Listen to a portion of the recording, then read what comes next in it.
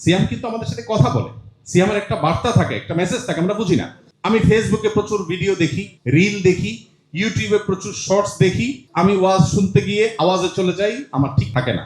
Okay fine, আমি net connection বন্ধ করে ফেলবো, খুব অসুবিধা হবে? এই শক্ত সিদ্ধান্তটা নিতে পারলে আপনার জীবনে ব্যাপক পরিবর্তন আনা সম্ভব। শেষ দশকের প্রত্যেক রাতে আল্লাহ তাআলা বহু মানুষকে জাহান্নাম থেকে মুক্তির ঘোষণা দেন, ডিসিশন নেন। আল্লাহ তাআলা চান বান্দার একটা বিনম্র অন্তর, চোখের পানি, দিলের দরদ ব্যথা। কত হতভাগা আছি আমরা, পুরো রমাদান চলে যায়, একটি বারের জন্য 5টা মিনিট আল্লাহর কাছে চোখের পানি ফেলে দোয়া করার সুযোগ আমাদের হয় না। আসসালামু আলাইকুম ওয়া রাহমাতুল্লাহি ওয়া বারাকাতুহু। সবাই ভালো আছেন? আলহামদুলিল্লাহ। এশার নামাজ এখন আমাদের হয় নাই। এশার নামাজ অবশ্য একটু দেরিতে পড়াই উত্তম। সুলুসুল লাইল বা রাতের 1/3 পর্যন্ত অপেক্ষা করে একদম ওয়াক্ত হওয়ার শুরুতেই এশার নামাজ পড়া আফজাল না। নবী করিম সাল্লাল্লাহু আলাইহি ওয়াসাল্লাম বলেছেন, আমার উম্মতের জন্য যদি কষ্টকর না হতো আমি নির্দেশ করতাম যেন তারা এশা একটু দেরিতে পড়ে। এই দেরিতে পড়ার মানে আবার মধ্যরাত না। তো এইটা বাংলাদেশে মাদ্রাসাগুলোতে আমল হয়, এর বাইরে আর কোথাও হয় না। মাদ্রাসাগুলোতে দেখবেন 9টা, 9:15 এই টাইমে এসা হয় সাধারণত, অন্য জায়গায় সাধারণত হয় না। তো যাই হোক, আজকে আমরা ইচ্ছা হোক অনিচ্ছা হোক সে আমলটা করবো ইনশাআল্লাহ। এই যে কষ্ট করে এসেছেন সেজন্য আপনাদেরকে ধন্যবাদ জানাচ্ছি আসুন্নাহ ফাউন্ডেশনের তরফ থেকে। নিশ্চয়ই অনেক কর্মব্যস্ত, অনেক ঝুট ঝামেলা সব উপেক্ষা করে আপনারা এসছেন, আমাদের মা বোনরা এসছেন। যে উদ্দেশ্যে এসছেন আল্লাহ রাব্বুল আলামিন সেই উদ্দেশ্যকে পরিপূর্ণভাবে সফল এবং সাকসেস করে যাওয়ার তৌফিক দান করুন। আপনারা শুরু থেকে অনেকগুলো সেশনে গুরুত্বপূর্ণ অনেকগুলো কথা শুনেছেন। দরকার হলো আমল করা, এগুলোকে কাজে লাগানো। আমরা সবাই সর্বাত্মক চেষ্টা করব যে পরামর্শগুলো, যে অ্যাডভাইসগুলো আমরা পেলাম সেগুলো অনুযায়ী আমল করে রমাদানকে সবচেয়ে সফল এবং সার্থকভাবে কাটাবার চেষ্টা আমরা করবো ইনশাআল্লাহ। আমরা আসুন্নাহ ফাউন্ডেশন থেকে যে কয়েকটা বই করেছি, আমাদের বেশিরভাগ বই রমাদান কেন্দ্রিক, এবং রমাদান কেন্দ্রিক বইয়ের এই কাজ আজকে নতুন না। এটা আমি আজ থেকে 20 বছর আগে থেকে শুরু করেছি। 20 বছর আগে আমি রমাদান সম্পর্কে একটা ছোট্ট ছোটি বই আমার ছিল, মাহে রমাদান ফাজাইল মাসাইল আমাল। এই দীর্ঘ 20 বছর ধরে রমাদানকে প্রোডাক্টিভ করার জন্য, সফল করার জন্য নানামুখী প্রচেষ্টার মধ্য থেকে আমরা আসুন্নাহ ফাউন্ডেশন থেকে এই সর্বশেষ এসে রমাদান প্ল্যানার, মাহে রমাদানের সাথে শামল, তারাবির সালাতে কোরআনের বার্তা, এই বইগুলো করেছি। নিচে বোধহয় স্টলে পাওয়াও যাবে। আপনারা এগুলো মানুষের কাছে পৌঁছে দিবেন যাতে অন্য মানুষজন পড়ে এবং আমল করে আমাদের রমাদান যেন সার্থক হয়, সাকসেস হয়। আল্লাহ আমাদের সবাইকে সেই তৌফিক দান করুন। যেহেতু আমার আগে আলহামদুলিল্লাহ অনেক গুরুত্বপূর্ণ সেশন হয়েছে, ওলামা একরাম কথা বলেছেন, বিভিন্ন এক্সপার্টরা কথা বলেছেন, তো তারপরেও যেহেতু বেশ কিছু জিনিস আপনাদের জন্য প্রস্তুত করা হয়েছে সেগুলো আপনাদের সামনে পেশ করা দরকার, আমি পেশ করবো ইনশাআল্লাহ। আমার তৌফিক ইল্লা বিল্লাহ। প্রথম কথা হলো, রমাদান প্রোডাক্টিভ করতে হবে কেন? প্রোডাক্টিভ না করলে কি সমস্যা কেউ বলতে পারেন? রমাদানকে সাকসেস করার জন্য এত বিশেষ চেষ্টা দরকারটা কি? না করলে অসুবিধাটা কি? চমৎকার চমৎকার। ভাই বলেছেন যে নবী করিম সাল্লাল্লাহু আলাইহি ওয়াসাল্লামের সেই হাদিস আমাদের সবার জানা। জিবরিল আমিন এসে বলেছিলেন, বাউদা মান আদরাকা রমাদান ওয়া লাম ইগফার লাহ, যে রমজান পেল অথচ ক্ষমা পেল না, সে দূর হোক, ধ্বংস হোক। ব্যাপারটা খুব সিরিয়াস। জিবরিল নিজে থেকে কিছু বলেন না, আল্লাহর কাছ থেকে আনেন। প্রস্তাব দিয়েছেন জিবরিল, আর সম্মতি জ্ঞাপন করেছেন নবী করিম সাল্লাল্লাহু আলাইহি ওয়াসাল্লাম। কতটা সিরিয়াস! অতএব রমাদানকে যদি প্রোডাক্টিভ করা না যায়, রমাদানকে যদি সফল করা না যায়, সার্থক করা না যায়, তাহলে এটা অত্যন্ত ভয়াবহ বার্তার মুখোমুখি আমাদেরকে করে দিবে। যার কারণে বিষয়টা ফজিলতপূর্ণ বিষয়, পাইলাম না পাইলে না এরকম না। বিষয়টা ডু অর ডাই এর মতো। আমি রমাদানে যদি কিছু করতে না পারি, তাহলে আল্লাহর পক্ষ থেকে, আল্লাহর হাবিবের পক্ষ থেকে আমার জন্য কড়া সতর্কবার্তা আছে যে এত বড় সুযোগ পাওয়ার পরও হাতছাড়া করলে সে শুধু হতভাগাই নয়, তার জন্য দুর্ভাগ্য, তার জন্য সতর্কবার্তা এটা অবধারিত হয়ে যায়। তো এই জন্য প্রোডাক্টিভ রমাদান এটা আমাদের এমন এক লক্ষ্য যেটা আমাদেরকে অ্যাচিভ করতেই হবে, যেটা আমাদেরকে হাসিল করতেই হবে। আমরা চেষ্টা করব, নিয়ত করব, স্টেপ নিব। তৌফিক দাতা কে? আল্লাহ সুবহানাহু ওয়া তাআলা। আল্লাহ আমাদেরকে তৌফিক দান করুন। ছোট ছোট করে কয়েকটা বিষয় জানিনি। প্রথম কথা হলো রমাদান কি ও কেন। রমাদান কি, রমাদান মাসটা, এটার তাৎপর্যের জায়গাটা কি, পরিচয়টা কি, এবং রমাদানটা আল্লাহ তাআলা কেন দিয়েছেন। আপনারা একটা হাদিস শুনেছেন যে লাইলাতুল কদর আল্লাহ তাআলা এই উম্মতকে দিয়েছেন। এই উম্মতের যে বৈশিষ্ট্যগুলো আছে এর মধ্যে একটা হলো লাইলাতুল কদর এই উম্মতকে আল্লাহ দিয়েছেন। পূর্ববর্তী উম্মতদেরকে লাইলাতুল কদর দেওয়া হয়। লাইলাতুল কদরের এক রাতের ইবাদত 1000 মাসের ইবাদতের চাইতেও, 1000 মাসের চাইতে বেশি উত্তমের মানে কি লাখ মাস, সেটা বলা হয়নি। তার জ্ঞান কার? আল্লাহর আছে। তো 1000 মাসের চাইতেও উত্তম যে লাইলাতুল কদরের ইবাদত, সেটা এই উম্মতকে দেয়া হয়েছে।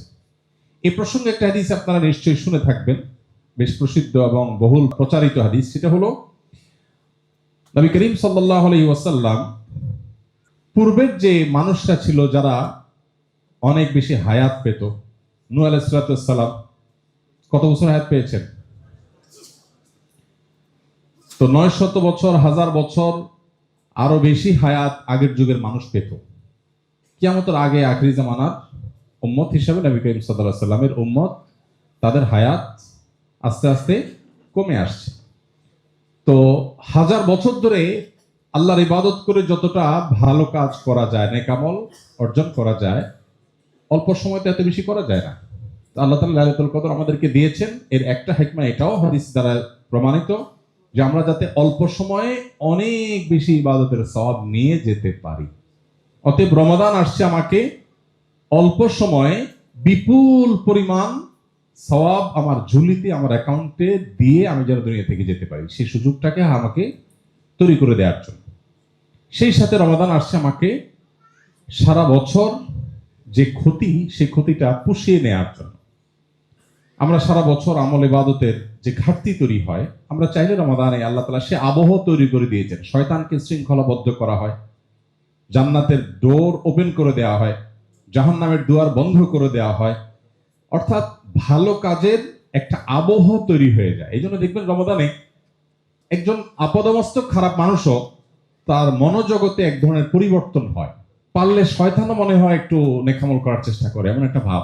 শয়তান নেকামল করবে না, কিন্তু এমন অবস্থা যে ঘুষখোরও ড্রয়ার খুলে বলে যে এখন রোজা আছি, তো এখানে রেখে দেন, পরে নেব, ইফতারের পরে নেব।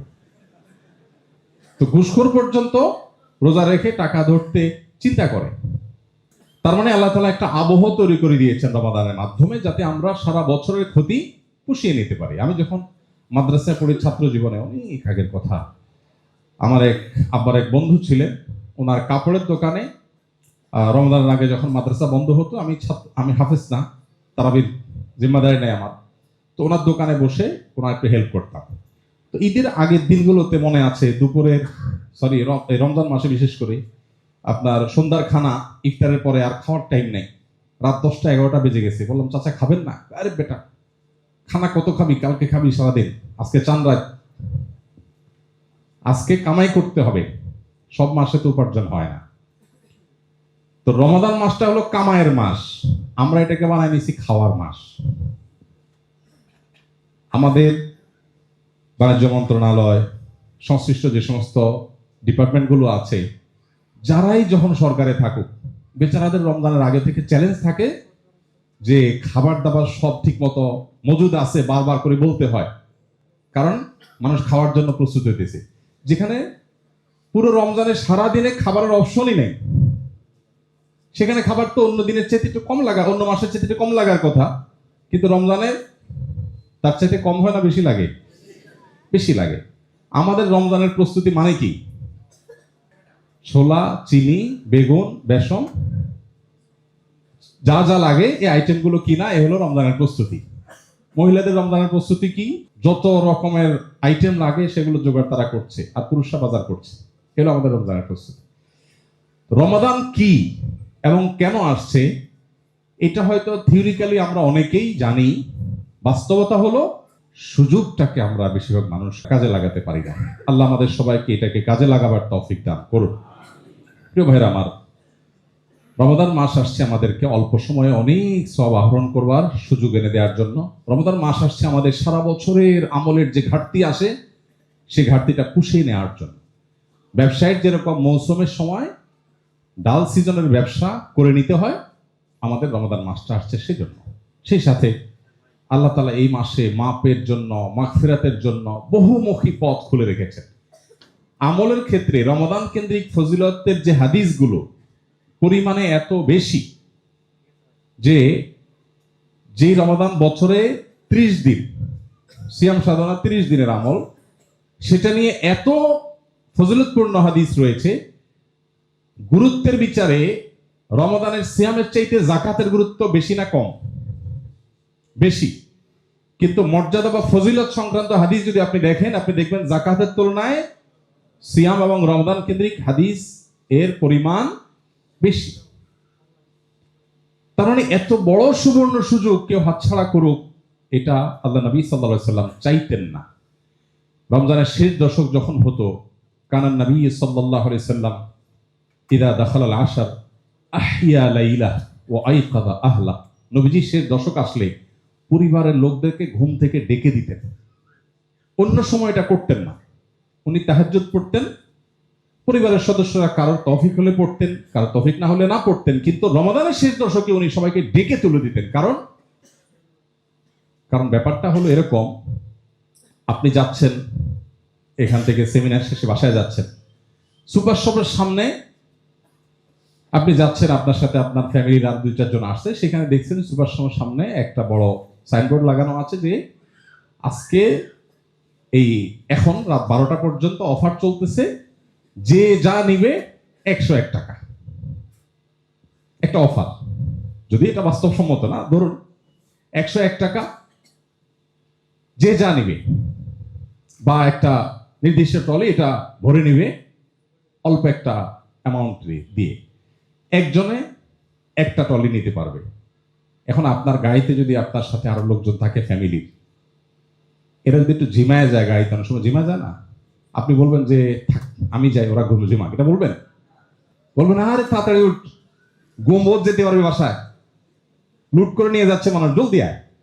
আফসোস করবেন, ইস ছেলেটা নিয়ে আসলাম না বাসা থেকে, তাহলে ওরাও নিয়ে যেতে পারতাম, তাই না? নবী করিম সাল্লাল্লাহু আলাইহি ওয়াসাল্লাম শেষ দশক আসলে পরিবারের লোকদেরকে ঘুম থেকে ডেকে দিতেন। আরে আল্লাহর মাগফিরাত বন্টন হচ্ছে, এটা নিজের এই ট্রলি ভরে ফেরার সময়, এটা ঘুমানোর সময় না। কিন্তু আমরা রমাদান কি এবং কেন সেটা বিষয়ে মানুষ বুঝি না। আল্লাহ আমাদেরকে বোঝার তৌফিক দান করুন।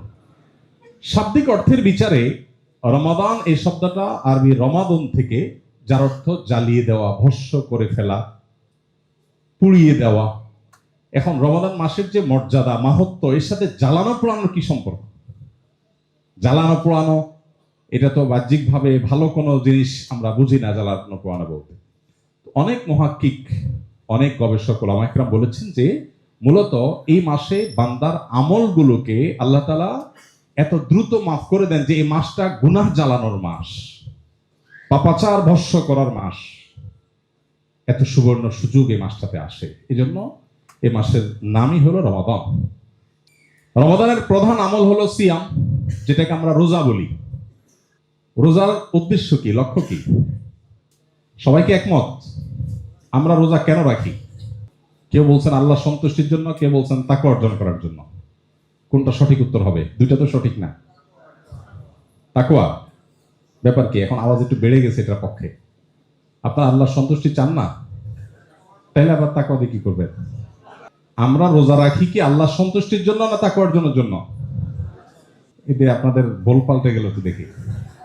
বাংলাদেশের মানুষ এমন যে মাহফিলে আমরা কথা বললে সব ঠিক, যাই বলে হুজুর ভুলে কিছু বললেও সব ঠিক। খুব অনুগত মানুষ, মাশাআল্লাহ। আচ্ছা যাক, সিয়ামের লক্ষ্য কি, রোজার লক্ষ্য কি? আল্লাহ তাআলা কোরআনে বলেছেন, আমরা সবাই আয়াত শুনেছি, ইয়া আইয়ুহাল্লাযীনা আমানু কুতিবা আলাইকুমুস সিয়ামু কামা কুতিবা আলাল্লাযীনা মিন ক্বাবলিকুম লাআল্লাকুম তাত্তাকুন। হে ঈমানদাররা, তোমাদের উপরে সিয়াম ফরজ করা হয়েছে, তোমাদের পূর্ববর্তীদের উপর যেমন ফরজ করা হয়েছে, যেন তোমরা আশা করা যায় তোমরা মুত্তাকি হবে এর মাধ্যমে। এখন তাহলে প্রশ্ন হলো, আল্লাহর সন্তুষ্টি কি উদ্দেশ্য না? উত্তর হলো, যে কোনো কাজের প্রাথমিক একটা লক্ষ্য থাকে, একটা প্রাইমারি টার্গেট থাকে, আর একটা থাকে ফাইনাল গোল বা ফাইনাল টার্গেট, চূড়ান্ত উদ্দেশ্য। সিয়ামের প্রাথমিক উদ্দেশ্য, প্রাথমিক লক্ষ্য তাকওয়া অর্জন করা, আর চূড়ান্ত লক্ষ্য হলো আল্লাহকে সন্তুষ্ট করে জান্নাতে যাওয়া। এটা হলো চূড়ান্ত লক্ষ্য, আর তাকওয়া অর্জন করাটা হলো প্রাথমিক লক্ষ্য। বিষয়টাকে আমরা একটা উদাহরণ দিয়ে বোঝার চেষ্টা করতে পারি। ধরুন আপনি রমাদানকে সামনে রেখে উমরা যাচ্ছেন। আপনি আপনার বাসা থেকে গাড়িতে ব্যাগেজ সব উঠালেন, আপনি রওনা দিয়েছেন গাড়িতে করে। কোথায় যাচ্ছেন আপনি? কিভাবে উমরা যাবে? গাড়ি করে জেদ্দা যেতে পারবেন? তাহলে আপনি এই গাড়িতে উঠছেন কোথায় যাওয়ার জন্য? এয়ারপোর্টে যাওয়ার জন্য। এয়ারপোর্ট পর্যন্ত যাওয়া হলো আপনার প্রাথমিক লক্ষ্য, কিন্তু এইটা আপনার মূল লক্ষ্য না। মূল লক্ষ্য জেদ্দা পর্যন্ত যাওয়া। এখন যদি আপনি টাইমলি ফ্লাইট ধরার জন্য এয়ারপোর্টে যে পৌঁছতে না পারেন, তাহলে কি আপনি জেদ্দা যেতে পারবেন ওই ফ্লাইটে? ঠিক একইভাবে সিয়ামের প্রাথমিক লক্ষ্য হলো তাকওয়া অর্জন করা। এই যে আমরা প্রোডাক্টিভ বলতেছি, কার রমাদান প্রোডাক্টিভ হলো, কার রমাদান সার্থক হলো, এই জিনিসটা কে কত খতম কোরআন দিল এটার উপরে যতটা নির্ভর করে, কে কত আমল করলো তার উপরে যতটা নির্ভর করে, তার চেয়ে অনেক বেশি নির্ভর করে কে কতটা মুত্তাকি হতে পারলো। কারণ সিয়াম যদি তাকে মুত্তাকি বানায়, তাহলে সে এয়ারপোর্ট পর্যন্ত চলে যেতে পারলো টাইমলি। ইনশাআল্লাহ চূড়ান্ত লক্ষ্য যেটা আল্লাহ সন্তুষ্টি এবং জান্নাত, সেটাও এই সিয়ামের মাধ্যমে পাওয়া যাবে, আল্লাহ তৌফিক দিবেন। এই জন্য সিয়ামের এই লক্ষ্যটা হাসিল করার চেষ্টা হবে রমাদানের সবচেয়ে বড় চেষ্টা। রোজা রাখা হলো রমজানের সবচেয়ে বড় চেষ্টা, ফরজ। রোজার চাইতে রমজান আর কোনো গুরুত্বপূর্ণ কাজ আছে? এই রোজাকে অর্থবহ করবার জন্য যে কাজটা লাগবে সেটা হলো তাকওয়া হাসিলের চেষ্টা, মুত্তাকি হওয়ার চেষ্টা। আল্লাহ আমাকে, আপনাকে, আমাদের সবাইকে মুত্তাকিদের কাতারে শামিল হওয়ার তৌফিক দান করুন। মুত্তাকিদের সর্বোচ্চ স্তরে আল্লাহ আমাদেরকে উন্নীত হওয়ার তৌফিক দান করুন। প্রিয় ভাইরা আমার, তাকওয়া অর্জন করব কিভাবে? সিয়ামের মাধ্যমে তাকওয়া অর্জন যে করব, সেটা কিভাবে করব? তাকওয়ার পরিচয় তো আমাদের জানা আছে সবার। কেউ আছেন যে তাকওয়া কি এটা জানেন না? সবাই জানেন। এবার আমি প্রশ্ন করব না, থাক, সময় এমনি আমাদের হাতে কম। তাকওয়া সম্পর্কে একজন সাহাবী অত্যন্ত চমৎকার একটা উদাহরণ দিয়েছেন। উদাহরণে আমরা খুব ভালো যে কোনো জিনিস রপ্ত করতে পারি। কোরআনে কারিমে আপনি দেখবেন, আমাদের বিশেষ করে তারাবির সালাতে কোরআনের বার্তা যে বইটা আছে, এই বইটাতে আমরা প্রতিদিন আজকের তারাবিতে কয়টা উদাহরণ দেওয়া হয়েছে পুরো পাড়ার মধ্যে। কয়টা নির্দেশ, কয়টা নিষেধ, কয়টা বিশেষ সতর্কবার্তা, কয়টা দোয়া, এগুলোকে আমরা আলাদা করে পয়েন্ট বের করে দেওয়ার চেষ্টা করেছি। তো এই বইটাতে উদাহরণগুলোকে আমরা আলাদা করে আনার চেষ্টা করেছি।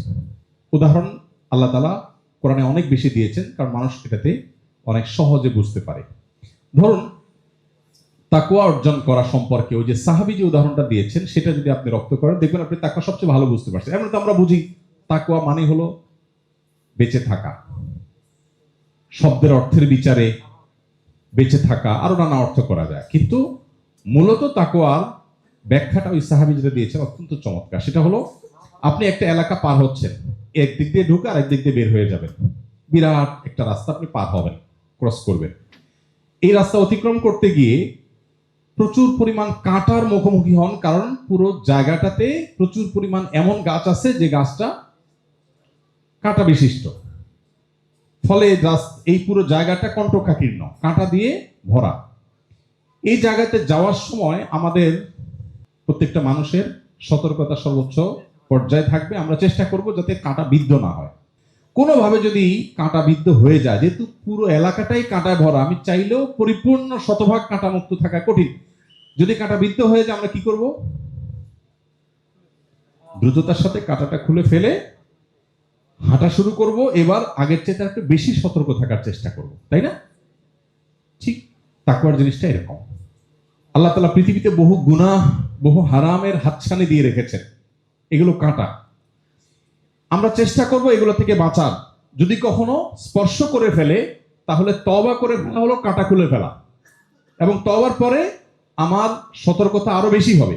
বাস এই এক্সারসাইজটাকেই তাকওয়া বলা হয়। এই এক্সারসাইজটা যদি করতে করতে আপনি ওই যে কাঁটার পরিমাণ কমাতে পারেন, তাহলে আপনি তাকওয়ার লেভেলে উপরে উঠতে পারলেন। ব্যাস, এটি হলো মূলত সিয়ামের লক্ষ্য। এখন আসুন, এই কাঁটা মুক্ত জীবন, গুনাহ মুক্ত জীবন গড়ার জন্য আমরা কি করব?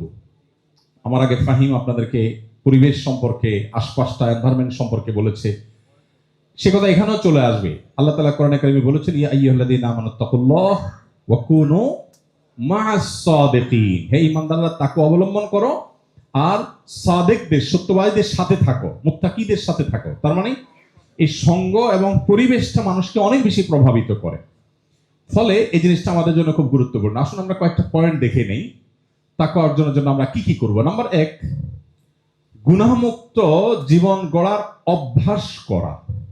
এটা অভ্যাসের ব্যাপার, যে আমি ধীরে ধীরে গুনাহমুক্ত জীবন গড়ব। অভ্যাস গড়ার জন্য অনেকগুলো স্টেপ আমরা নিতে পারি, যার যার মতো প্ল্যান তৈরি করতে পারি। আমরা রমাদান প্ল্যানার আপনাদের জন্য করেছি। রমাদান প্ল্যানার রমাদান উপলক্ষে আপনার আত্মীয়স্বজনকে হাদিয়া দেন, উপহার দেন, এবং পরিবারের সদস্যরা কম্পিটিশন করে পূরণ করেন, যে পুরো প্ল্যানার পূরণ হবে, মাস শেষে আমরা হিসাব নিয়ে বসবো কার কি অ্যাচিভমেন্ট। এই প্ল্যানিং এর অংশ হিসাবে আমি কি কি গুনাহের সাথে জড়িত আমার মোবাইলের নোটে আমি লিখে রাখি। আমার রুমে, আমার ডায়েরিতে একান্তে, যেখানে আমি শুধু দেখবো, মানুষের কাছে গুনাহ প্রকাশ করা নিষেধা দিছি, সো আমি আমারটা লিখে রাখবো। তালিকা যখন করব, তখন আমার মুখ দিয়ে, অন্তর দিয়ে আমার কি কি বদভ্যাস আছে আমি লিখে ফেলি। এই রমাদানে একটা একটা করে বদভ্যাস আমি ধরে ধরে, যে আমি এইটা আমি আমার জীবন থেকে দূর করবই করব। আপনি যদি চূড়ান্তভাবে চেষ্টা করেন, আল্লাহ তাআলা কোরআনে কারিমে বলেছেন, ওয়াল্লাযীনা জাহাদু ফিনা, যারা আমার রাহে মুজাহাদা করে, সংগ্রাম করে। সাধারণ চেষ্টাকে মুজাহাদা বলে না।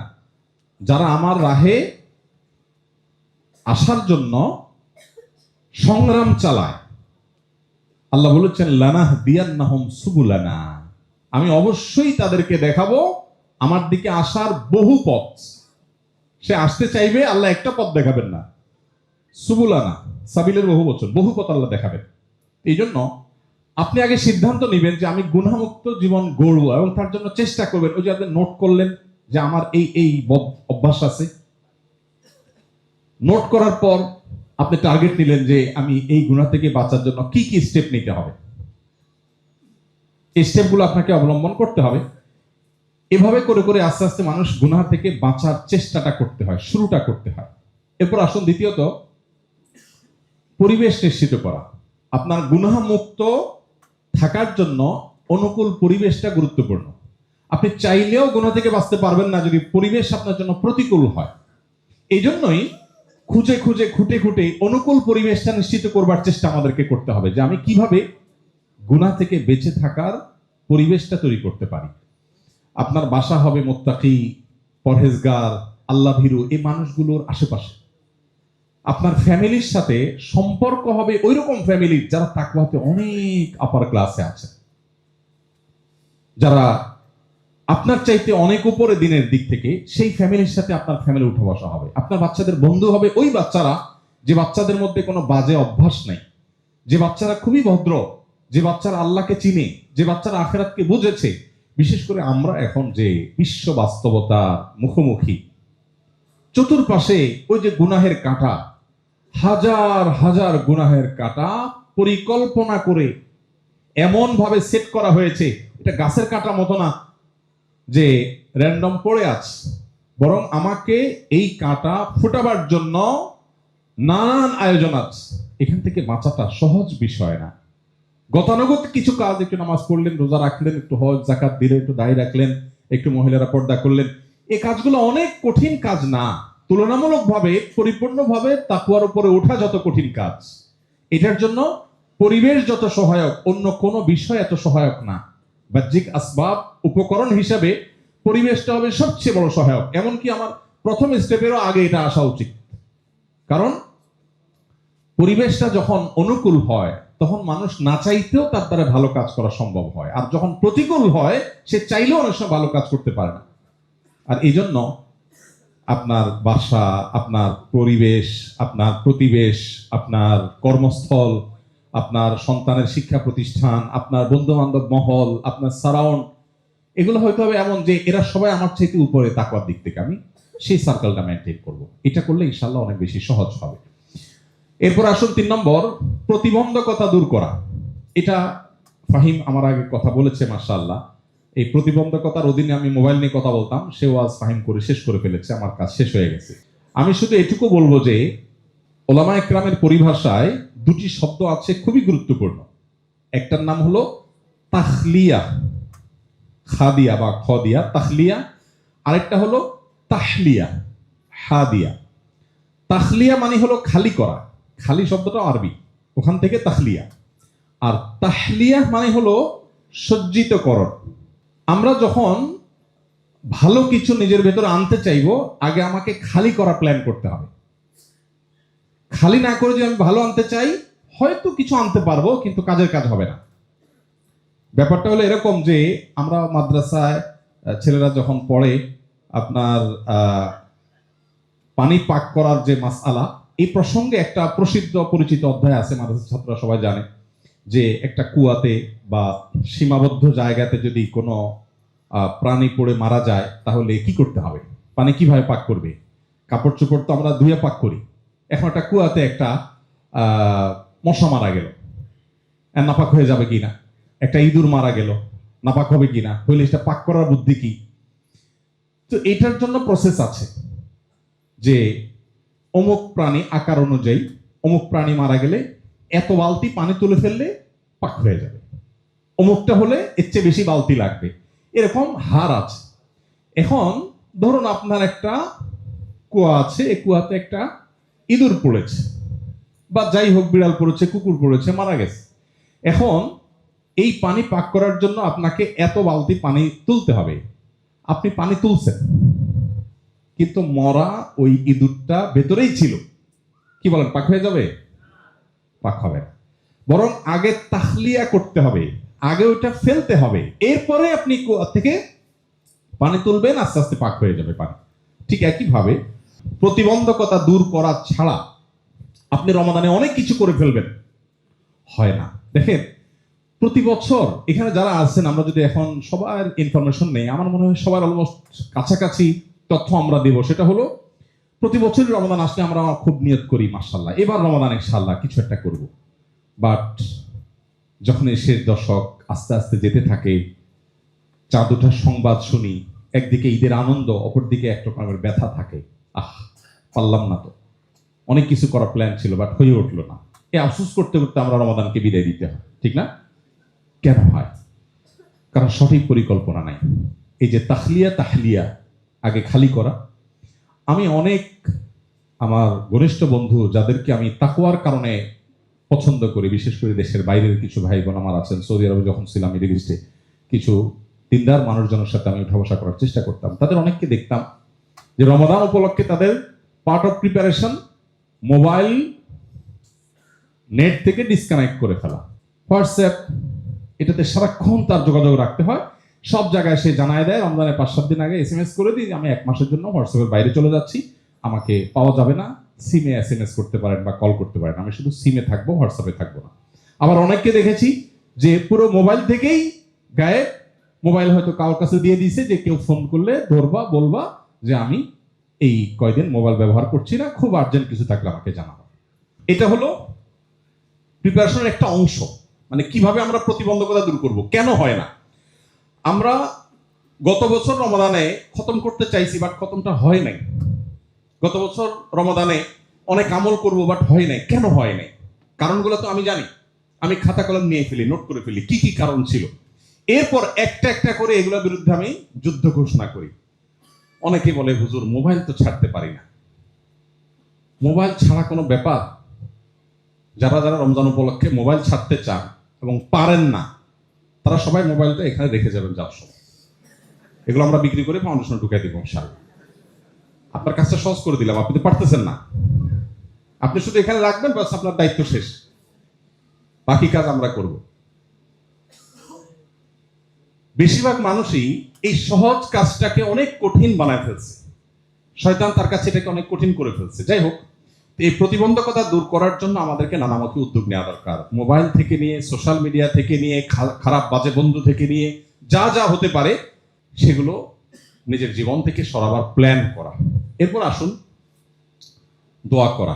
সর্বশেষ হলো আল্লাহ তাআলার কাছে চোখের পানি ফেলে দোয়া করা। পরিবেশের ক্ষেত্রে, অনুকূল পরিবেশের ক্ষেত্রে বাসায় একটা পরিবেশ তৈরি করা দরকার। আপনাদের অনেকের আল্লাহ তাআলা তৌফিক দিয়েছেন, বড় বড় ফ্ল্যাট আপনারা করেন। আমার ইচ্ছা আছে যদি আল্লাহ আমার তৌফিক দান করেন, আমার থাকার বাসার একটা জায়গা ছোট্ট করে নামাজের জায়গা থাকবে। এখন নাই, কিন্তু আমার নিয়ত আছে যদি আল্লাহ তৌফিক দেয়, একটা জায়গা থাকবে। আমরা যেরকম ওয়াশরুম রাখি, আমরা যেরকম ডাইনিং রুম রাখি, ড্রয়িং রুম রাখি, শোবার ঘর থাকে, আমাদের নামাজের কোনো জায়গা নাই বাসায়। আছে? কেন নামাজের জায়গা নাই? কারণ আল্লাহর জমিন সবই নামাজ পড়া যায়, কিন্তু নামাজের যখন একটা নির্দিষ্ট জায়গা থাকবে, হোক ছোট্ট একটা জায়গা, হোক 3 জন মানুষ দাঁড়াতে পারে। আমি হংকং গেছি, আমার এক ভাই, ওনার বাসায় আমি গেলাম। তো সেখানে হংকং আপনারা জানেন যা জমির দাম সারা ওয়ার্ল্ডের সবচেয়ে বেশি যে দেশগুলো, তার মধ্যে হংকং অন্যতম। ছোট্ট একটা দেশ, জায়গা নাই, মানে এই মাথা থেকে ওই মাথা 1 ঘন্টা চলে যাওয়া যায়, পুরো দেশ ক্রস করতে 1 ঘন্টা সময় লাগে। এত ছোট্ট দেশ, কিন্তু প্রচুর মানুষ, এই জন্য প্রচুর হাই রাইজ বিল্ডিং, তারা 50-100 তলার নিচে বিল্ডিং খুঁজে পাওয়া যায় না। এর মধ্যে ছোট ছোট ফ্ল্যাটে থাকতে হয়, কারণ অনেক এক্সপেন্সিভ। আমি ভদ্রলোকের বাসায় গেলাম, উনি বললেন যে এখানে বিশাল বড় অ্যাপার্টমেন্ট, শত শত ফ্ল্যাট একটা ভবনে, এর মধ্যে আমার বাসাটা সবচেয়ে বড় সাইজে। কত? বললো যে 1100 স্কোয়ার ফিট। তাই আমি বললাম, বাহ, এটা ঢাকা আমাদের জন্য কোনো ব্যাপার? যে 1100 স্কোয়ার ফিট, 50 কোটি টাকা দাম, 1100 স্কোয়ার ফিটের বাসা। তো উনি আমার বাসায় আমাকে নিয়ে গেলেন, নিয়ে বললেন যে ভাই, এই জায়গাটা আমি নামাজের জন্য ফিক্স করেছি, এটা শুধু নামাজের জন্য, এখানে অন্য কিছু আমরা করি না, আমরা ফ্যামিলির সবাই এখানে এসে নামাজ পড়ি। এটা হলো পরিবেশ তৈরি করা। একটা বাসায় যখন এই ধরনের পরিবেশ তৈরি হয়, এই পরিবেশ তৈরির জন্য অনেক কাজ আছে, শুধু এই নামাজের জায়গা না, আর অনেক ইস্যু আছে। ধরুন আপনার পরিবারের সদস্যদেরকে আপনি একসাথে বসে কোরআন তেলাওয়াত করেন, একটা টাইম সবাই মিলে ফিক্স করলেন রমাদান আগে, যে আমাদের সবার সাথে মিলবে এরকম একটা টাইম কোনটা হয়, যেটা আমরা সবাই কোরআন, তো সবার হাতে কোরআন থাকবে, আমরা সবাই তেলাওয়াত করব, খাবারটা একসাথে খাবো। আমি আমার বাসায় আলহামদুলিল্লাহ দীর্ঘদিন থেকে, আমরা বহুদিন থেকে প্র্যাকটিস করি, বহু বছর থেকে আমরা প্র্যাকটিস করি এক প্লেটে খানা খাওয়া। এটা কিন্তু সুন্নাহ এবং হারিয়ে যাওয়া সুন্নাহ, এটা আমাদের পরিবারে নাই। এখন তো আমাদেরকে পশ্চিমারা শিখাইছে আলাদা গ্লাস, আলাদা বাটি, আমাদের অনেক বেশি হেলথ কনসার্ন হতে হবে, অনেক বেশি আমাদেরকে স্বাস্থ্য সচেতন হতে হবে।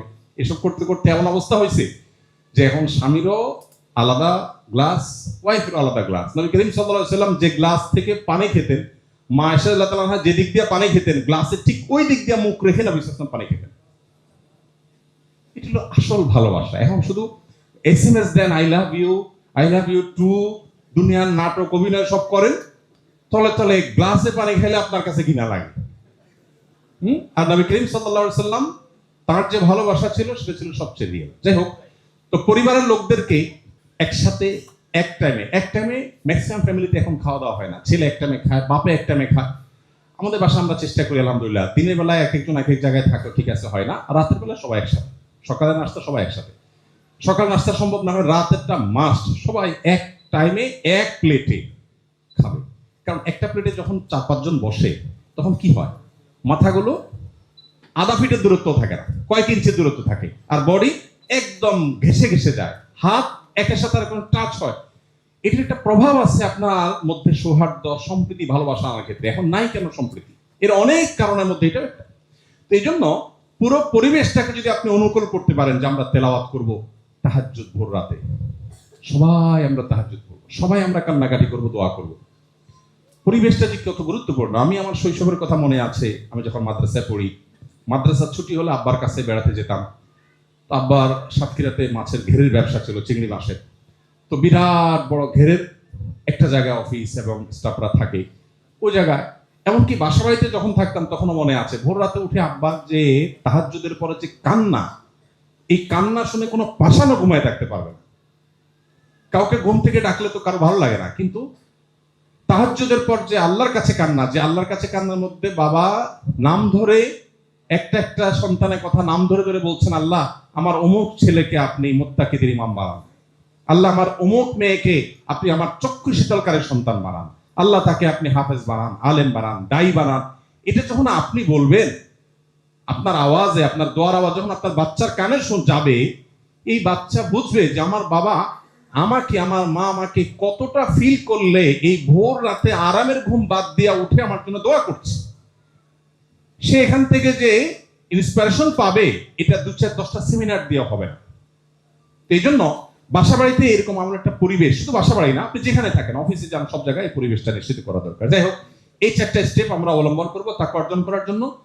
দোয়া সবসময় আল্লাহর কাছে চোখের পানি ফেলে দোয়া করা জরুরি, যে আল্লাহ আমি যেন এক কাজ করতে পারি। আল্লাহ আমাদের সবাইকে সফলভাবে রমাদানকে কাটাবার তৌফিক দান করুন।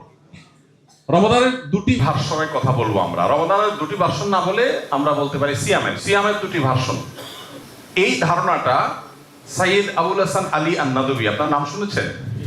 ভারতবর্ষের একজন বড় মনীষী ছিলেন। এই ধারণাটা ওনার মূলত।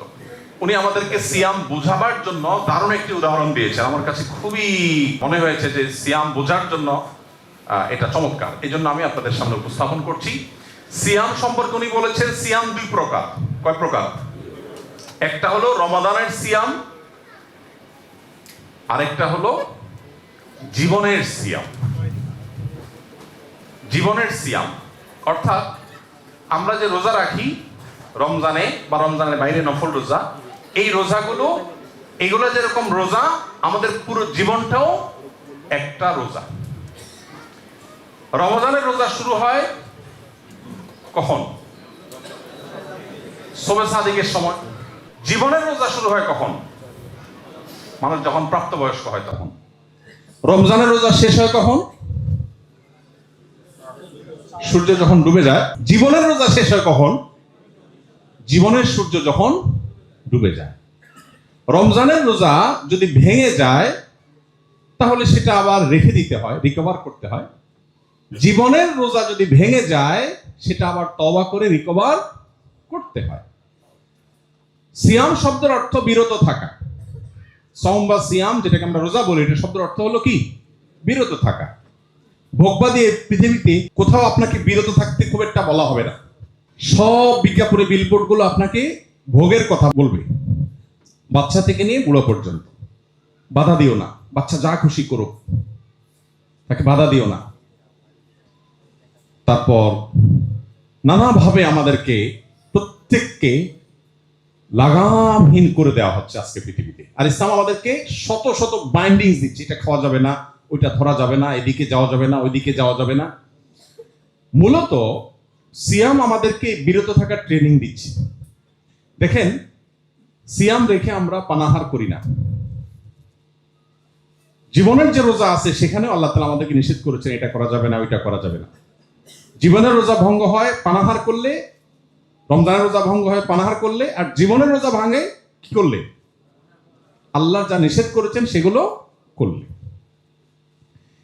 এখানে একটা চমৎকার উদাহরণ তিনি আরেকটু আগ বেড়ে দিয়েছেন, সেটা হলো জীবনের রোজার সাথে রমজান রোজার একটা অদ্ভুত পরিণতিগত মিল আছে। সেটা কি? সেটা হলো, ধরেন আমি বিশেষ করে গ্রামে বড় হয়েছি, গ্রামীণ পরিবেশে আমার জানা আছে, শহরেও এটা হয়। কোনো ফ্যামিলিতে ধরেন ছোট ছোট বাচ্চারা রোজা রাখে আগে থেকে একটু অভ্যাস করার জন্য। আপনার 2টা ছেলে একসাথে প্যারালালি রোজা রাখছে। একজন রোজা রেখে 10টা-11টার দিকে আর তার ক্ষুধা সহ্য হচ্ছে না। সব ফ্যামিলিতে এরকম ছেলেপেলে আছে না, একটু ভোজন বিলাসী বা আপনার ক্ষুধা কাতরে বেশি। তো সে 10টা-11টার দিকে আর সহ্য হচ্ছে না, মার কাছে যায়, বাপের কাছে যায়, দাদির কাছে যায়, দাদার কাছে যায়, ভাইয়ের কাছে যায়, আমি আর পারতেছি না, আমি আজকে ভেঙে ফেলবো। তো খুব বেশি পিড়াপিড়ি করলে বাসায় মুরব্বীরা বলে কি, ঠিক আছে থাক, তোমার উপর তো রোজা ফরজ না, চেষ্টা করো, ভেঙে ফেলো। এই ছেলে ভাঙার পর কি খায়? সাধারণত 10টা-11টার দিকে মুসলমানদের ঘরে রোজার মাসে কি থাকে? ভাত থাকে ভোর রাতের বাসিটা, মাছ থাকলে বাছা টুকরাগুলো থাকে, আর গোশত রান্না করলে হাড্ডিগুলো থাকে, সবকিছু বাছাটা থাকে, তাই না? এই ছেলে খাইছে, ক্ষুধার কষ্ট দূর হয়ে গেছে, এটা ঠিক, কিন্তু খুব ভালো কিছু খায় না এসে।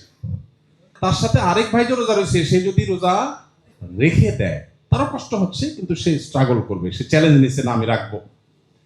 তখন তার মুখ দুপুরের পর আস্তে আস্তে ফ্যাকাশে হয়ে যায়, মা মায়া করে, বাবা মায়া করে, দাদা মায়া করে, রোজা রাখতে তার কষ্ট হচ্ছে, সবাই আদর করে। একটা পর্যায়ে যখন সূর্য ডুবার কাছাকাছি হয় তখন কি হয়? তখন যে রোজা ভেঙে ফেলেছিল তার ডিউটি কি হয় সাধারণত? গ্রাম হলে হাঁস মোরগ ধরো, মোমবাতি চেরাগ নিয়ে আসো, হারিকেন জ্বালাও। এখন তার হারিকেনের দিক নাই। ছোট পিচ্ছি বাচ্চা থাকলে, দুধের বাচ্চা কাচ্চা থাকলে ওইটারে ধরো। আর এখানে ইফতারের কোনো আইটেম আনা নেওয়া করা লাগলে সেগুলো করো। আর যে ছেলেটা কষ্ট করে রোজা রাখে, ওর অবস্থা কি থাকে ইফতার এক মুহূর্তে? জীবনে প্রথম রোজা রাখছে, ছোট মানুষ, ফ্যামিলির সবাই তাকে আদর করে বসা। এই তো আর আধা ঘন্টা, আর 20 মিনিট, আর 10 মিনিট, আদর আদর, কদর আর কদর, নানান রকমের। এই আজানটা দিতে না দিতেই এই একজন খেজুর আগায় দিচ্ছে, কেউ হয়তো শরবত আগায় দিচ্ছে, নানাভাবে তার আয়োজন চলছে। এদিকে যেটা 10টা-11টার দিকে রোজা ভেঙে ফেলছিল, ওইটার অবস্থা কি হয়? ওইটা সব ফ্যামিলিতে একরকম হয় তা বলছি না, বাকি মোস্ট অফ দ্য কেস এরকমই হয় যে ওরে দৌড়ের উপর রাখা, তুমি এখানে কি করতেছো? তুমি বাচ্চা ধরো, ও কাঁদতেছে, ওখানে ধরো, যা চুলাটা বন্ধ করো, ওই কাজটা করো, বেচারা দৌড়ের উপরে থাকে। সেও ইফতার খায়, বাট তাজা এবং প্রথম দিকের ইফতার না। কিছুক্ষণ পর সে আস্তে ধীরে কিছুটা বাচ্চাটা খায়। তাহলে সকালে খাইলো সেটাও বাসিটা, সন্ধ্যায় খাইলো সেটাও বাচ্চাটা খাইলো। কিন্তু সে সাইদ আবুল হাসান রহমতুল্লাহ আলাইহি এই উদাহরণ দিয়ে বলছেন, জীবনের রোজা যারা ভেঙে ফেলে, দূর এত হালাল হারাম বাজ বিচার করে চলে না, পারি না, ভাল লাগে না, দেখা যাবে আল্লাহ মাফ করবে, মোজ মাস্তি করে নেই। জীবনের রোজা যারা ভেঙে ফেলে, তারা দুনিয়াতে একটু মোজ মাস্তি করে, কিন্তু এটা ওই বাসি খাবারের মতো, খুব বেশি উপভোগ্য না। সে যদি মুসলমান হয়, জান্নাতেও হয়তো একসময় যাবে, কিন্তু সেটা অনেক পরে।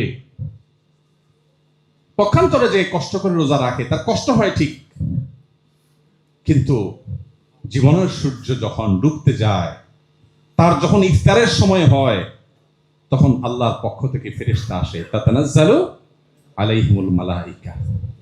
আল্লাহর পক্ষ থেকে ফেরেশতা আসে এবং এসে বলে, আল্লাহ তাখাফু ওয়ালা তাহজানু ওয়া আবশিরু বিল জান্নাতিল্লাতী কুনতুম তুআদুন। জান্নাতি মানুষের মৃত্যুর আগ মুহূর্তে সে টের পায় সে কোথায় যেতে যাচ্ছে, তার গন্তব্য কোথায় হচ্ছে। তাকে ফেরেশতারা ওয়েলকাম করতে থাকে, আদর যত্ন শুরু হয়ে যায়। আল্লাহ তাআলা আমাদেরকে রমাদানের রোজার পাশাপাশি জীবনের রোজাটাকেও সঠিকভাবে রাখার তৌফিক দান করুন। রমাদানের রোজা আমাদেরকে বার্তা দেয় যে আমাদের সমগ্র জীবনটাও একটা রোজা।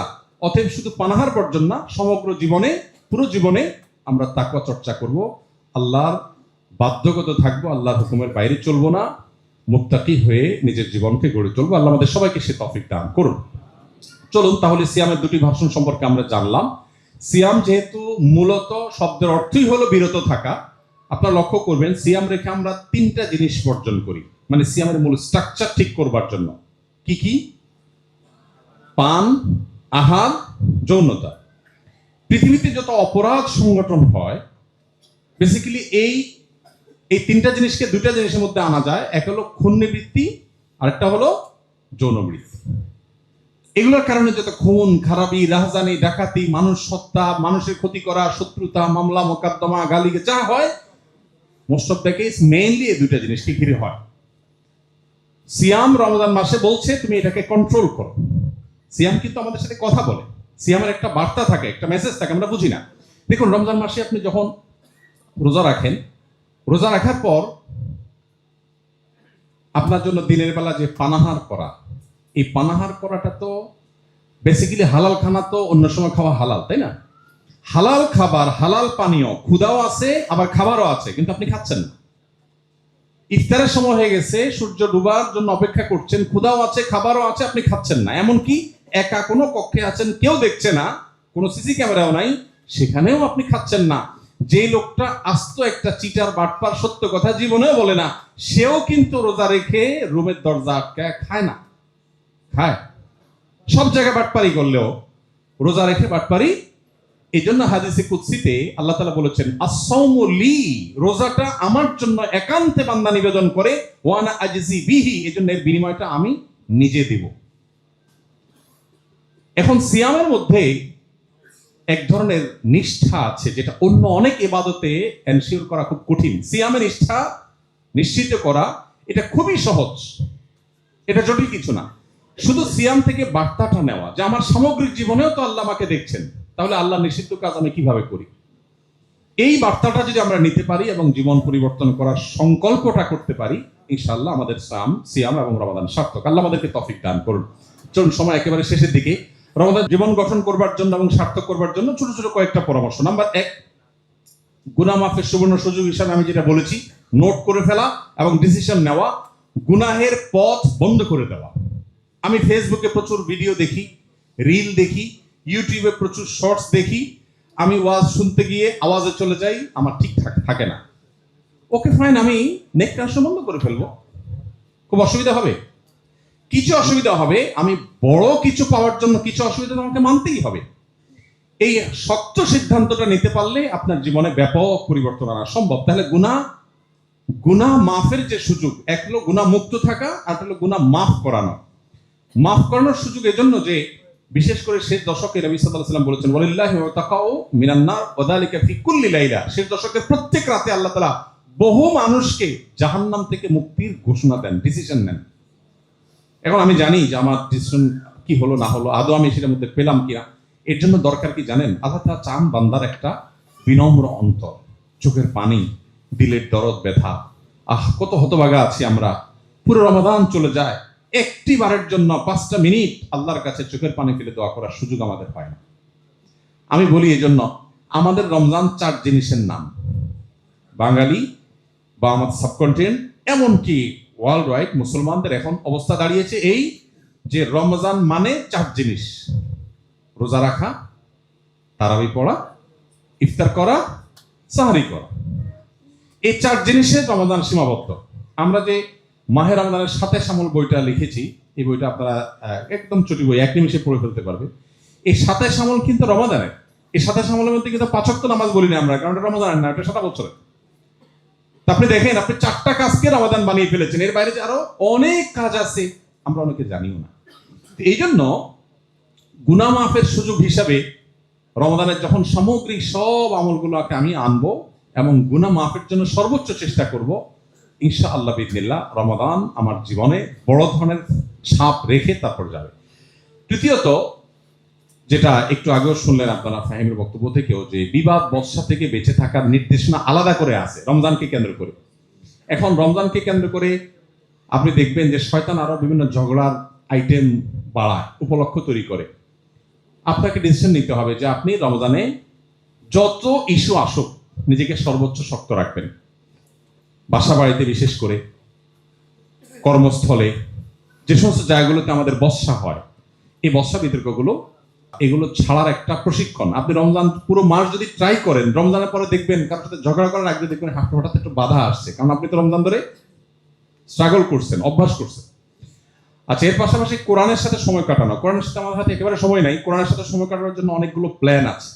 এর মধ্যে একটা পরিকল্পনা হলো যে আপনি কোরআনটা বিশুদ্ধ করে তেলাওয়াতের জন্য কোন একটা স্টেপ নেবেন। আসুন্নাহ ফাউন্ডেশন থেকে আমরা এই বছর রমাদান উপলক্ষে একটা ভিডিও তৈরি করেছি গত 1 বছর ধরে। ওস্তাদ হুসাইন আল মাদানী, একজন যিনি মদিনা ইউনিভার্সিটি অনার্স করেছেন এবং মসজিদে নববীর টিচার ছিলেন কোরআনের, ওনাকে দিয়ে ভিডিওটা তৈরি করা হয়েছে। এবং এই ভিডিওগুলো রমাদান উপলক্ষে পয়লা রমজান থেকে 25 বা 27 রমজান পর্যন্ত, 25 বা 27টা ভিডিও, 27 রমজান পর্যন্ত 10 থেকে 15 মিনিট সময় যাবে। এখন যার তেলাওয়াত সহি না, সে যদি পরিপূর্ণভাবে এটা ফলো করে, ইনশাআল্লাহ আশা করা যায় যে তার অনেকটা হেল্পফুল হবে। যদি এটার জন্য ফিজিক্যালি শেখা অনেক বেশি গুরুত্বপূর্ণ এই অনলাইনে শেখার চাইতে, অনলাইনে কিছুটা হেল্প করবে আপনাকে অন্তত অ্যাটলিস্ট। তো আরো কোনো অপশন আপনার কাছে থাকতে পারে, সেটা আপনাকে করা।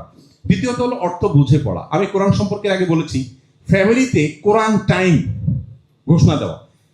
বেশিরভাগ ফ্যামিলিতে এখন যদি কোরআন তেলাওয়াত হয়, একটা রোগ হয়ে গেছে, সেটা হলো যে সবাই আস্তে আস্তে তেলাওয়াত করে। আমরা শৈশবে মনে আছে গ্রামে মা চাচিদের গুনগুন করে কোরআন তেলাওয়াত শুনতাম আমরা। এখন শোনা যায়? এখন সবাই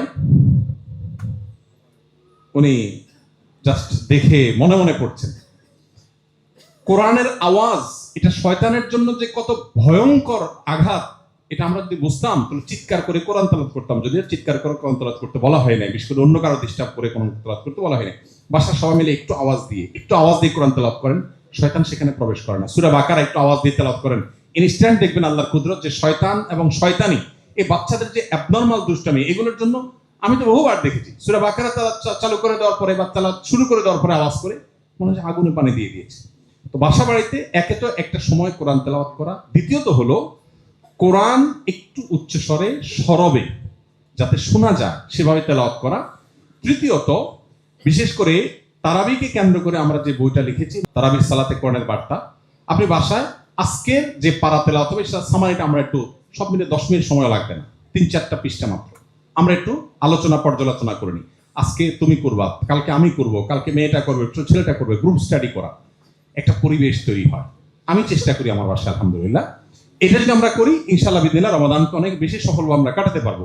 ভোর রাতে দোয়া, এটা যে কি এক সুযোগ ভাই, আমরা কে না জানি 24 ঘন্টার ভিতরে দোয়া কবুলের সবচেয়ে মোক্ষম সময় কোনটা? ভোর রাতে দোয়া।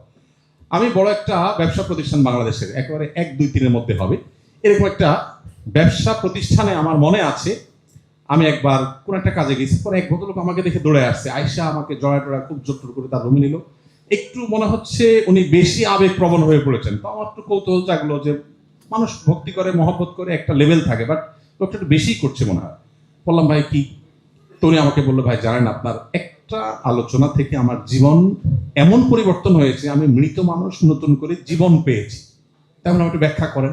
তো ভদ্রলোক আমাকে বললেন ভাই আমি এমন একটা রোগে আক্রান্ত হয়েছি যে দেশ তো বটে, দেশের বাইরে যত ডাক্তার আছেন, যত ট্রিটমেন্ট আছে সবগুলো অ্যাপ্লাই করেছি, বাট আমার সর্বশেষ ডাক্তারদের কথা অনুযায়ী জীবনের আশা ছেড়ে দিয়ে গ্রামে চলে গেছি চাকরি ছেড়ে দিয়ে, যে আর বাঁচবো না, শেষ কয়েকদিন গ্রামে যে আল্লাহ বিল্লাহ করে জীবন কাটাই ফেলি। এর মধ্যে হঠাৎ করে আপনার একটা ভিডিও আসলো, ভোর রাতের দোয়া গুলি মিস হলো, মিস হয় না, অসম্ভব সম্ভব হয়। তো আমি শুরু করলাম তাহাজ্জুদ পড়া, আর কিছু পারি না পারি ভোর রাতে উঠে খুব কান্নাকাটি করি আল্লাহর কাছে। উনি বলেন যে আমি কয়েকদিন আমল করার পর আমার ভিতর পরিবর্তন দেখলাম, এরপরে চেক টেক করে দেখলাম কোনো রোগটুক নাই আমার শরীরে। এখন আমি ওনার কলিগদেরকে আমার সামনে যারা অফিস সহকারী তাদেরকে ডাকলেন, 1-2জনকে ডেকে বললেন এই বলো তোমরা আমার কি আগের চাইতে আমি এখন বেশি সুস্থ গেলাম? বলছে হ্যাঁ আপনি অবশ্যই সুস্থ, আপনি আগে অনেক রিয়্যাক্ট করতেন, রাগ করতেন, আপনি এখন খুবই স্বাভাবিক একজন মানুষ। ভোর রাতের দোয়া গুলি মিস হলেও গুলি মিস হয় না, হতে পারে এই দোয়া মিস হওয়ার সম্ভাবনা খুবই কম, কিন্তু সারা বছর আমরা এই টাইম ঘুমায় থাকি, সকালে অফিস আদালত থাকে, তাহাজ্জুদ পড়া হয় না। রমজানে তো আপনি সারি খেতে উঠেনি, কেন শুধু সারি খেয়ে আপনি ফজর নামাজ চলে যাবেন? আপনি 5টা মিনিট রাখেন, সাহারির আগে আপনি দোয়া করবেন। দেখেন বেশিরভাগ মানুষ হয় কি রমজানে শেষ মুহূর্তে সাহারি খাওয়া সুন্নত আমরা জানি, কিন্তু শেষ মুহূর্তে সাহারি খাওয়ার মানে এই না যে মুয়াজ্জিন আর আপনার মধ্যে কম্পিটিশন চলবে। মুয়াজ্জিন মাইক নিয়ে ঘড়ির দিকে তাকাবে, 3, 2, 1, এখন সে আজান হাঁকবে, আর আপনি এদিকে খাওয়া শেষ মুহূর্তে একেবারে পানিটা বাকি আছে, ট্যাবলেটটা বাকি আছে, ব্রাশটা বাকি আছে, মানে আপনি আর মুয়াজ্জিন কম্পিটিশন করবেন। এই লেভেলে শেষ সময় সাহারি খাওয়া সুন্নত না ভাই। নবী করিম সাল্লাল্লাহু আলাইহি ওয়াসাল্লাম শেষ মুহূর্তে সাহারি খেতে উৎসাহ দিয়েছেন, কিন্তু এর মানে এই না যে এত দেরি করা। এই জন্য যথাসম্ভব অন্তত কয়েক মিনিট আগে সাহারি শেষ করা। আপনি 5টা মিনিট দোয়া করেন, পুরো বাসা নিরিবিলি পরিবেশে অন্ধকারে কেবলামুখী দোয়া করেন, 2 রাকাত 4 রাকাত নামাজ পড়েন। এই সুযোগটা সারা বছর হয় না, কিন্তু এই রমজানে আমি 30 দিন যদি আল্লাহর কাছে চোখের পানি ফেলে দোয়া করি, আরে মাগফিরাতের জন্য এটাই সবচেয়ে বড় সুবর্ণ সুযোগ। আরো তো অনেক চাওয়া আছে আল্লাহর কাছে। ইফতারের আগে দোয়া করা, ইফতারের আগে তো আমরা হুলস্থুল করি, এটা বলার অপেক্ষা রাখে না। আমরা জাল হাদিস বানায় নিয়েছি, রমজানে খাওয়ার কোনো হিসাব নেই। রমজানে খাওয়ার হিসাব তো আরো কড়া হওয়ার কথা, যে আল্লাহ যদি বলে বান্দা দিনের বেলা খাওয়াই বন্ধ করে দিয়েছে আর তোমার বাজেটই বাড়াই দিয়েছি, তুমি আরো উল্টা আরো ধরা খাওয়ার সম্ভাবনা। ইফতারের আগে খাবার নিয়ে ব্যস্ত হই, ঠিক আছে ভাই আমরা অনেক আইটেম খাই, 5-10 মিনিট আগে একদম রেস্ট্রিক্টিভ, যা হয়েছে হয়েছে, চুলায় হয়েছে বন্ধ করে দাও, 10 মিনিট সবাই আমরা দোয়া করবো চোখের পানি ফেলে। এই জিনিসগুলোকে আমাদের সিরিয়াসলি দেখা উচিত। আসলে না হওয়ার কারণে দেখা যায় ওই তাড়াহুড়া চলে যায়। ইফতার করেন আর আজানের জবাব দেন মাগরিবের, কয়জন আছেন? ম্যাক্সিমাম মানুষ আমরা মিস করি, একটু চেষ্টা করলে করা সম্ভব। ইতিকাফ করা, রমজানের সবচেয়ে মজা হলো শেষ দশকে। আমাদের দেশে প্রথম দশকে মসজিদ ফিল আপ হয়ে, বারান্দা ফিল আপ হয়ে রাস্তায় কার্পেট বিছানো লাগে। দ্বিতীয় দশক হলে বারান্দার মুসল্লি আর থাকে না, কার্পেট গোছায় ফেলে মুয়াজ্জিন সাহেবরা, এখন ভেতরে চলে আসে মুসল্লি। আর শেষ দশক আসলে একদম ক্রিম যেগুলো ওয়াক্তিয়া মুসল্লি ওইগুলো থাকে, আর বাকি অতিরিক্ত গুলো ঝরে পড়ে যায়। অথচ রমজানের স্বাদটাই হলো শেষে। নবী করিম সাল্লাল্লাহু আলাইহি ওয়াসাল্লাম জীবনে কখনো ইতিকাফ ছাড়েন নাই, উনি জীবনে কখনো ইতিকাফ দ্বিতীয় হিজরিতে রমজান রোজা ফরজ হয়েছে, দশম হিজরিতে মৃত্যু হয়েছে। এই 8 বছর কখনো রমজানের শেষ দশক এতেকাফ ছাড়েন নাই। 1 বছর এতেকাফ রেখে আবার তাকে বের হয়ে যেতে হয়েছে। তিনি পরবর্তী বছর এটার কাজা হিসেবে 10 দিন, আর ওই বছরের 10 দিন, মোট 20 দিন এতেকাফ করেছেন। যে আমলটা নবীজি জীবনে একবারও ছাড়েন নাই, ম্যাক্সিমাম মানুষ জীবনে একবারও করেন নাই। শত্রুর সাথেও তো এই বৈপরীত্য থাকে না, সেখানে নবী সাল্লাল্লাহু আলাইহি ওয়াসাল্লামের সাথে এইরকম বৈপরীত্য। কজন আছেন এখানে হাত তোলেন একটু যারা ইতিকাফ করেছেন? মাশাআল্লাহ। কিন্তু তারপরেও দেখেন এখানে 30% মানুষ হবে হয়তো সব মিলিয়ে। তো চেষ্টা করবেন তো ইনশাআল্লাহ। ব্যস্ততার কথা এগুলো ছুঁড়ে ফেলে দেন। আমি ছাত্র জীবনে যখন ইতিকাফ করি, আমি যে স্বাদটা পাইছি ইতিকাফে, আমার কাছে মনে হয় যে ইতিকাফের বিনিময়ে যদি আমাকে যত বড় লোভনীয় অফার দেওয়া হোক, আমার মনে হয় না আমার দ্বারা ওইটা নেওয়া সম্ভব। এই আমাদের মসজিদের ফাউন্ডেশনের মসজিদ কমপ্লেক্সের জায়গা কেনার ঘোষণা দিয়ে আমি এবং সাব্বির আমরা মক্কায় বাইতুল্লাহ ইতিকাফ করতে গেছি। তো যেহেতু 5-6 বছর 7 বছর আগের কথা, তখন ঘোষণা দেওয়ার পর আমরা চিন্তা করছি আমি থাকলে মানুষ অফিসে এসে একটু ডোনেশন করে, তো কিছু করছে। এর মধ্যে চলে গেলাম ইতিকাফে। যাওয়ার পরে সাব্বিরকে বললাম, সাব্বির কাজটাকে ঠিক করলাম, ইতিকাফে একটা নম্বর আমল পরেও করতে পারতাম। মসজিদের টাকা লাগবে 15 কোটি, জমির টাকা, শুধু জমি কিনতে লাগবে 15 কোটি টাকা, 40 কাঠা জায়গা। টাকা উঠছে মনে হয় সব মিলে 50 লাখ 60 লাখ টাকা, 14.5 কোটি টাকা বাকি। আমি থাকলে তো মানুষের টাকা দিত, এখন আমি চলে আসলাম মক্কা, টাকাও তো মানুষ দিবে না। যাই হোক, যা হয়েছে হয়েছে, চলো দোয়া করি, আল্লাহ কাছে কান্নাকাটি করি। এই 2-3 দিন পর বোধ হয় ওখানকার 27 রমজান, বাংলাদেশের 26 রমজান, আমরা অ্যাকাউন্টসে ফোন দিলাম বিসমিল্লাহ পড়ে, যে ভাই কি খবর অ্যাকাউন্টসে। তো আমরা ধরে নিচ্ছি যে হয়তো 1-2 কোটি টাকা হয়তো হয়েছে কিনা। পরে অ্যাকাউন্টস থেকে আমাদেরকে বললো যে আমাদের তো জমিতে লাগবে 15 কোটি, আমাদের অ্যাকাউন্টে জমি কেনা বাবদ 18 কোটি টাকা এসে বসে আছে।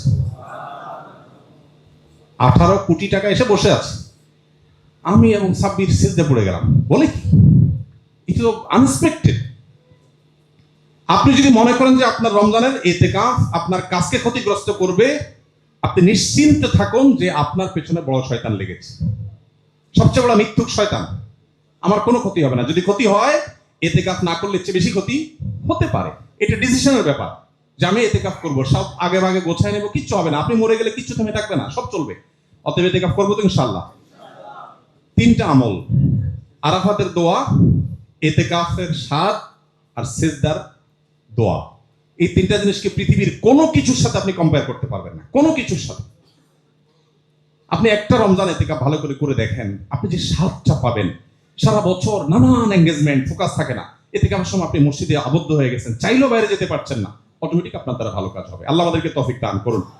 পরিবারে তিনি আবহাওয়া গড়ে তোলা সম্পর্কে আমি বলে ফেলেছি, সে সম্পর্কে আর আমি বলবো না, শুধু আত্মজিজ্ঞাসা করে শেষ করছি। সেটা হলো, জীবনে তো অনেক রমাদান গেল, কয়টা রমাদান আছে যে রমাদানটাতে আমার তৃপ্তি মতো আমি আমল করে মনে হয়েছে যে আলহামদুলিল্লাহ আমি কিছু একটা করতে পেরেছি?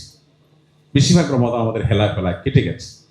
অথচ পক্ষান্তরে আমরা সাহাবীদেরকে যদি আমি দেখি, যে সাহাবীরা কয়টা রমাদান পেয়েছেন, অনেকে একটা রমাদান পেয়েছেন, অনেকে জীবনে 2 বার রমাদান পেয়েছেন, আর ওরা 40 বার 50 বার এক একজন রমাদান পেয়েছে। এক রমাদান পুরো জীবনকে চেঞ্জ করে দিয়েছে। আসেন আমরা দোয়া করি এবং চেষ্টা করি এই রমাদান জীবনের শেষ রমাদান মনে করে এটাকে সর্বোচ্চ সিরিয়াসনেসের সাথে কাটাবার, সর্বোচ্চ সুফল ঘরে তোলার, সবচেয়ে প্রোডাক্টিভ করার, সবচেয়ে সার্থক করার চেষ্টা করব। আল্লাহ আমাদের সবাইকে তৌফিক দান করুন। ইফতারের আইটেম যদি আপনি বাজাবলার বিরুদ্ধে যুদ্ধ ঘোষণা করতে পারেন, এখন আপনার ছোলা বুট ছাড়া যদি রোজাই না হয়, তো যে কঠিন। আপনি যদি হেলদি খাবারে আসেন, হেলদি লাইফস্টাইলে আসেন, দেখবেন জীবনের রমাদানের অনেক বরকতের সাথে এগুলোর অনেক গভীর সম্পর্ক আছে। অতএব সেই চেষ্টা আমাদের সবাইকে রাখতে হবে। রব্বে করিম আমাদের সবাইকে রমাদানকে সবচেয়ে সফল এবং সার্থক কাটাবার তৌফিক দান করুন।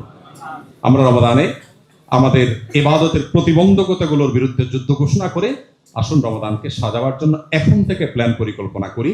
এবং আমাদের পরিকল্পনার অংশ হিসেবে আমি বারবার বলেছি, আল্লাহর কাছে চোখের পানি ফেলে দোয়া করো। আমরা সব প্ল্যান করলে হবে না, আমি প্ল্যান করার যা করব পাশাপাশি আল্লাহর কাছে মঞ্জুর করে নিই যে আল্লাহ এই রমাদানটা আমার জীবনে ছাপ ফেলে দেওয়া যেন একটা রমাদান হয়ে যায়। আল্লাহ আমাদের সবাইকে তৌফিক দান করুন।